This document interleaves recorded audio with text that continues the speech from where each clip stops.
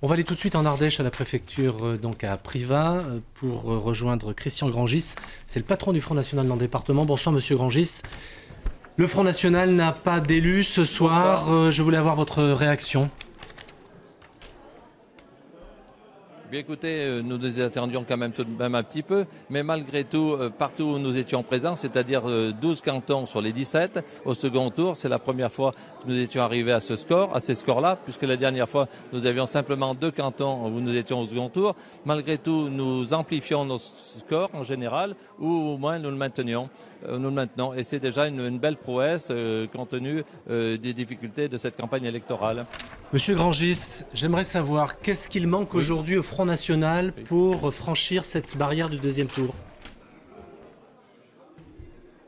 Écoutez, nous avançons par étapes, comme je vous le disais précédemment. La dernière fois, nous avions 2 cantons au second tour. Cette fois-ci, nous en avions 12. C'est une étape supplémentaire qui vient d'être franchie. Nous arrivons aussi pratiquement à 40% sur 2 ou 3 cantons, je crois. Donc, c'est déjà beaucoup. Il est vrai qu'en face de nous, on a l'UMP qui se contente du nini ou des choses comme ça, ce qui fait que notre électorat n'est pas du tout séduit. Il faudrait qu'effectivement, peut-être qu'il y ait des alliances, qu'il y ait des choses comme ça, pour effectivement envisager de battre la gauche un jour. Car, je le rappelle aujourd'hui, je crois que la gauche remporte 12 cantons sur les 17. Monsieur Grangis, que parti comme ça, la gauche est là pour excusez-moi, Monsieur Grangis, oui. vous venez de parler d'alliance, c'est ça?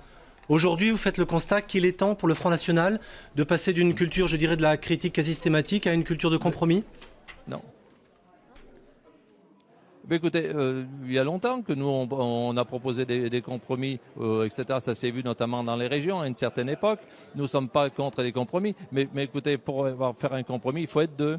Et ça fait très longtemps que nous sommes seuls. Peu importe. Maintenant, on commence à entrevoir le fait que nous gagnons, pourquoi pas, à plus de 50%.